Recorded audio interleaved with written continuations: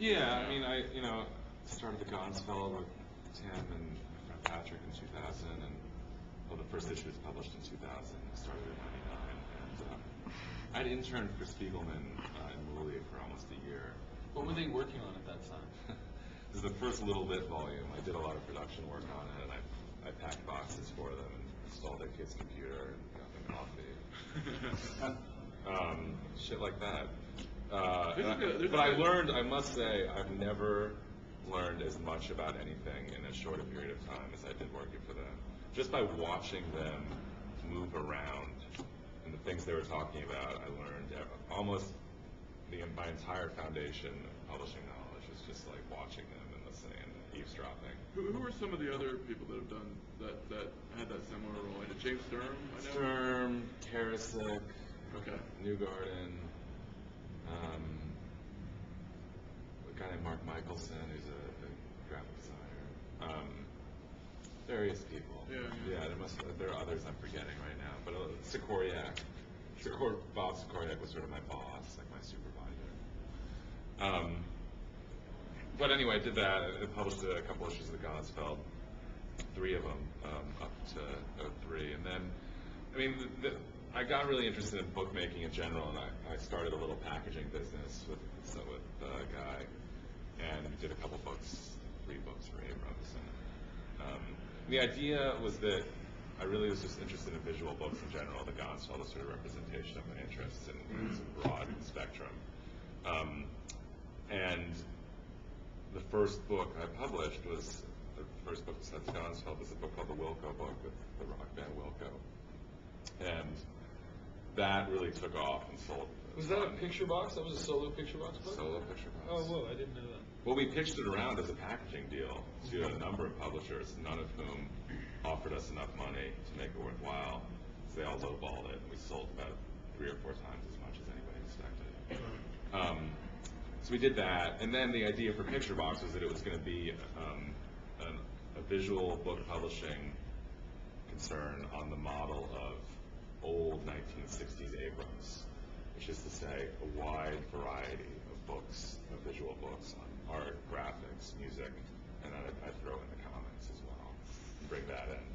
And the first 4 books were representative of that. It was the Wilco book, a book with the band Black Dice, a book with a painter named Trentadilla Hancock that I did for a gallery, and the Paper Red book.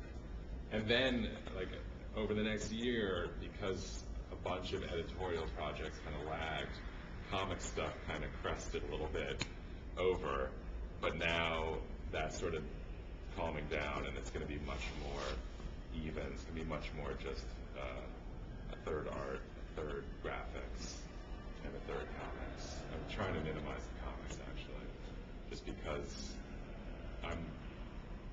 I live with comics all the time in my head, and I want to work on things that are not comics. So I'm working on like a bunch of. But that's for your own. Is that economically you want to go for, or because it's just for your brain? Financially and for my brain, and because I'm really in some ways as interested in contemporary art as I am in comics, or as interested in graphics as I am in comics. But comics is just like some weird, insane obsession that keeps killing me and dragging me down. No, not really. I love it, but it's like it does feel like a constant distraction sometimes in my brain.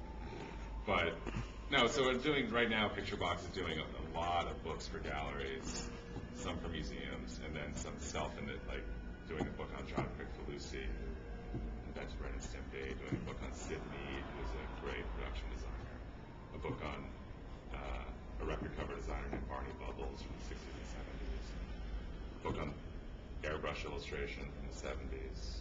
So it's a lot of different kinds of stuff, and then a major catalog for a biennial coming up in New Orleans. So anyway, it's the backstory to the ramping up is just like it's a function of my interests and a function of, I think, the book industry. Book industry is funny right now because I'm picking up books that 10 years ago would have been Natural, Chronicle, or Abrams books. Like I'm publishing the John Quick-Falusi book. That's a major book. What do you think's happened if that's the case? I mean, those companies have gotten very timid and very bottom line oriented. So nobody's doing very few people. First of all, okay, it's a couple things. One, like everywhere else in the world in all major industries, the creatives aren't really making the decisions. So for whatever reason, nobody had ever approached John Crick-Falusi to do a book. Like, maybe because nobody in a position there is actually looking at visual culture that hard. They just wait for books to come to them. There's not a Sid Mead book in print. Like, it's like a guaranteed moneymaker. Besides being a fascinating book, it's going to be really profitable. And so it's like, it's interesting to me that... And it helps like your comics as well. Like it helps everything. It also creates a larger... I mean, that was... Yeah. Sammy has a good point. Like, part of the reason I'm doing what I'm doing right now is you create a larger context. I want the comics to live inside the larger context of visual art.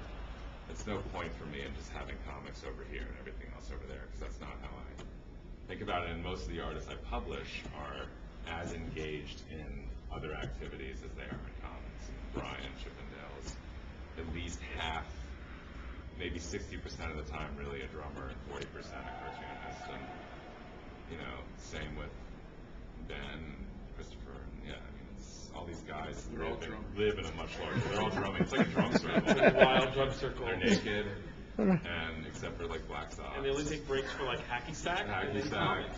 Well, there's some hacky sack and then some paddleball. Dude. Yeah. It's a dark circle. What's that thing where Kadima? They take frequent Kadima breaks. Anyway, I'm done talking now. Sport of choice, golf, Kadima. But, I guess the natural follow-up question, and I don't want to spend a ton of time on this, but you know, there's the obvious business question, like how you keep these things viable concerns in a business sense, or how you don't lose so much money that you can't do it anymore, or how you make money even. I mean, is there a sense? I wonder if all of you could give me a sense of what it's like right now in terms of how who's buying the books, where you're able to sell them, what's specifically difficult about right now. Maybe not this weekend. That might be a bad. Easy, whoa. Oh, sorry. Just this weekend, I would say the rampant indifference is hard. Part of the morale. I mean, I understand it. By the way, just as an aside, I get it. Like, you know, it's like I don't begrudge superhero fans for not even like looking at the work. Like, it's not their world. It's like music or something. You don't expect someone who's into jazz music to automatically like your, you know, drumming circle CDR. I know what I mean? Drum circles are tough to get into. This is aside. But yeah, Alvin, to Tom's question as far as how you keep this going. Yeah, I mean, is it mostly? Are you finding where are you selling it to? Where are you selling? Is it mostly direct? Are you selling direct? Are you selling as a book distributor? Do you have a good book distributor relationship? Are you selling anything in comic shops right now? What is? It's difficult because, like Dan, our next couple season line of books, we're doing a lot more art books, and we're still doing a lot of comics, but we're doing art books, so it goes to different places. There's books that we can't put through Diamond, where we're putting every project in the past through Diamond. So it's finding a book trade distributor, and it's finding, you know, like 25 shops to sell to, and it's going to these shows. So I don't know. I'm still figuring it out. And Dan, you're with your primary, which is an art book distributor. Are they good? DAP is very, very good. I mean, one of the reasons I like them is they're still figuring out the comics. The comics give them a little bit of a hard time, but luckily, but they're really good about it. I know them. I can get them on the phone. They're incredibly smart people. They pay on time, and they're incredibly supportive in terms of doing marketing and PR stuff. So it's actually kind of as good a relationship as I could ever ask for. I can't really say enough good things about them, especially with the Scary Panda release. They've been just like